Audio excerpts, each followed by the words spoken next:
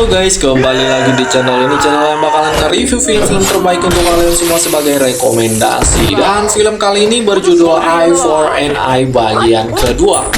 Film ini mengisahkan tentang seorang Cheng Yazi, seorang ahli pedang buta yang memiliki keahlian tinggi dalam ilmu seni bela diri.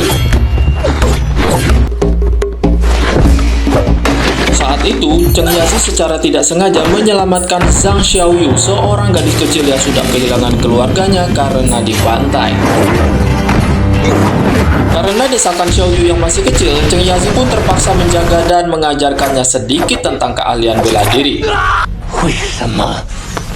Xiaoyu yang kini yatim piatu menunggu kesempatan untuk membalas dendam atas kematian keluarganya. Bagaimana kelanjutan alur cerita film kali ini? Jangan lupa dukung channel ini dengan cara subscribe, like, dan komennya. Karena apa? Karena semua itu gratis.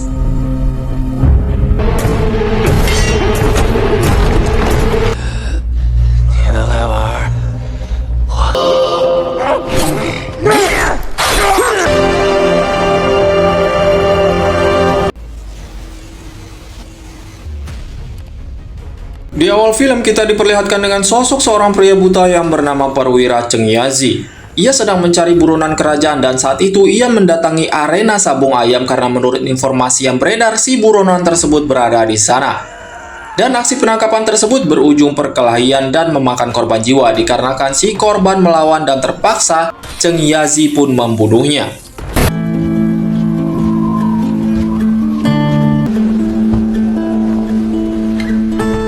Suatu ketika di pagi harinya ada seorang gadis kecil yang sedang dirampok oleh beberapa orang preman pasar dan tanpa sengaja kejadian itu pun terdengar oleh Cheng Yazi. Pada akhirnya Cheng Yazi pun menolong gadis kecil yang bernama Zhang Xiaoyu tersebut.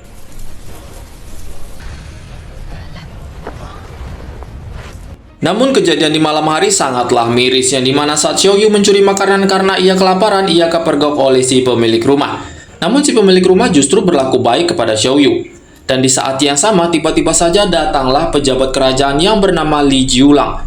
Ia langsung membunuh si pemilik rumah. Setelah melihat kejadian pembantaian tersebut, Xiaoyu pun bersembunyi dan langsung melarikan diri. Namun beberapa penjaga mengetahuinya. Lalu mereka pun berusaha mengejar dan menangkap Xiaoyu. Akan tetapi Xiaoyu yang saat itu bersembunyi di dalam rumah Cheng Yazi akhirnya selamat dari pengejaran tersebut.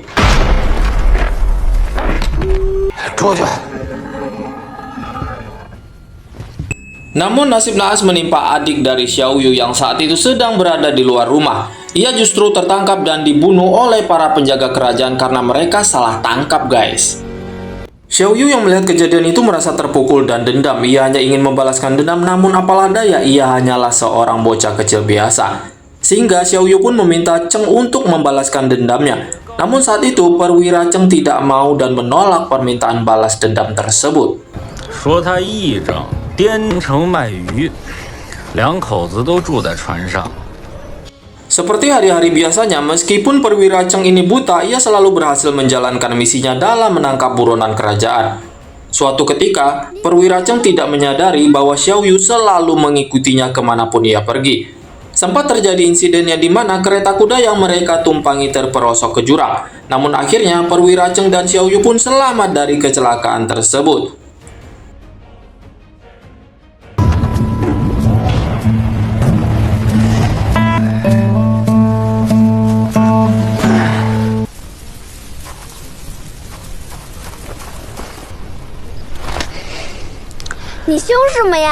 Yang pada akhirnya Perwira Cheng mulai menerima kehadiran Xiaoyu di sampingnya. Dikarenakan Perwira Cheng buta, akhirnya ia pun mengajarkan Xiaoyu untuk bagaimana cara melihat peta dan menunjukkan arah untuk tujuan mereka berikutnya.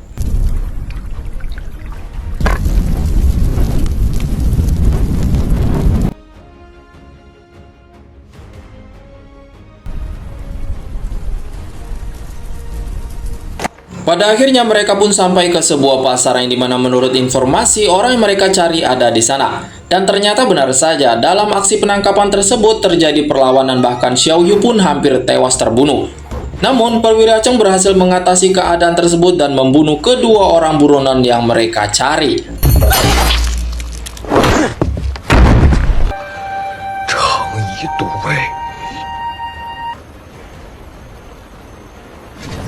Setelah menyelesaikan tugasnya di hari itu, Perwira Cheng pun langsung pergi meninggalkan Xiao Yu di tempat tersebut.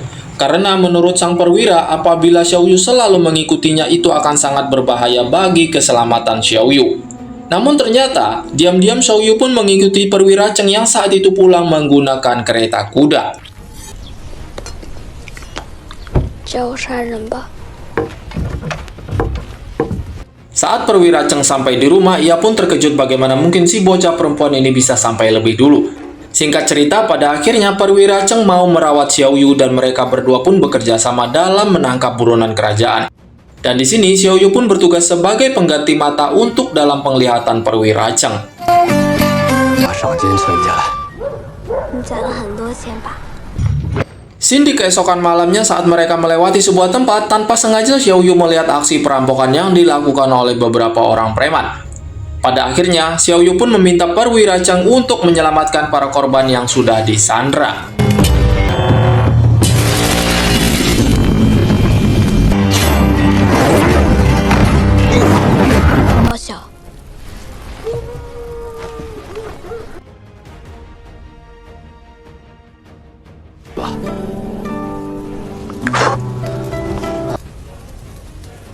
对，你好多呀！我要是能去看看就好了。给那个新丰酒馆送酒的跟你相熟。 Hari demi hari pun berlalu. Suatu ketika saat Xiao Yu mengikuti Perwira Cheng, tanpa disengaja Xiao Yu melihat Li Jiulang yang sewaktu itu telah melakukan pembunuhan terhadap adiknya di malam itu. Dan di sini ini pula Xiao Yu pun mulai mengikuti kemana perginya Li Jiulang. Alih-alih ingin membalaskan kematian adiknya, justru saat itu Li Jiulang malah memanggil Xiao Yu untuk menyaksikan pembunuhan yang ia lakukan di dalam rumah bordil. Nah, hal itulah yang membuat Xiao Yu semakin ketakutan. 我说过我不会替你报仇。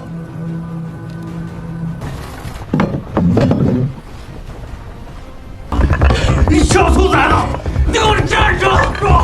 别动！ 跟你们这点 Hari demi hari pun berlalu. Setiap harinya Xiao Yu selalu meminta pertolongan Perwira Cheng untuk membantunya membalaskan dendam atas kematian adiknya. Namun Perwira Cheng tetap menolak permintaan Xiao Yu dan berkata, "Lupakan saja dendammu dan tetaplah bertugas bersamaku. Setelah selesai ini, aku akan mengajakmu untuk pulang kampung ke halamanku." Dan setiap harinya pun, Perwira Cheng selalu mengajarkan Xiao Yu teknik dasar bela diri yang ia miliki.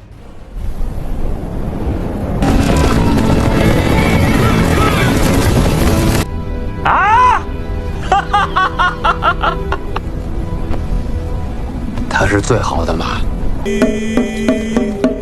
Dan akhirnya hari itu pun tibanya di mana Perwira Cheng akan pulang ke kampung halamannya. Bahkan di sini nih, ia pun mengajak Xiao Yu. 拉好快，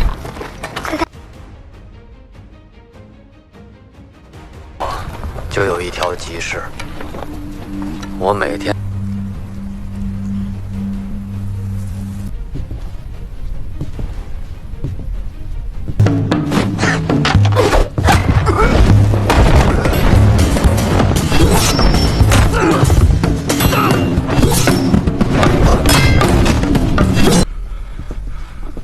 快点儿！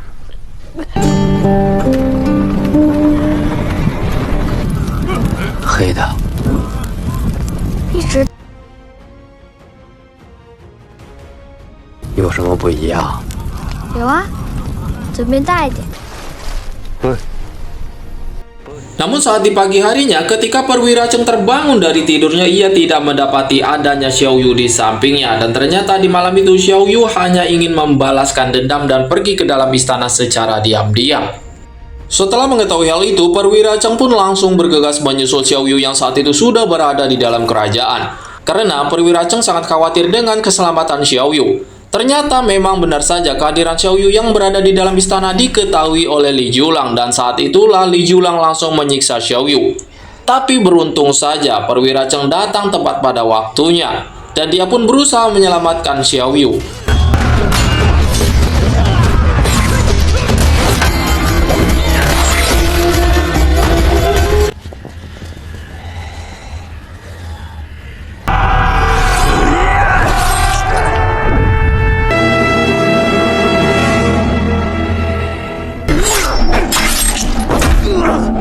Dan di sini nih, akhirnya Perwira Cheng pun mau mengabulkan permintaan Xiao Yu untuk membalaskan dendam dan membunuh Li Jiulang. Yang pada akhirnya, Perwira Cheng berhasil menyelamatkan nyawa Xiao Yu dan ia pun berhasil membunuh Li Jiulang untuk membalaskan dendam atas kematian adiknya. Di sini nih, meskipun Perwira Cheng berhasil membunuh Li Jiulang, namun Perwira Cheng pun tewas dikarenakan luka tusuk yang ia terima demi melindungi Xiao Yu saat itu. Di ending cerita, Xiao Yu pulang ke kampung halaman Perwira Cheng seorang diri sambil membawa abu dari jasad Perwira Cheng yang sudah dikremasi. Sekian dulu alur cerita kali ini. Jangan lupa dukung channel ini dengan cara subscribe, like, and comment-nya.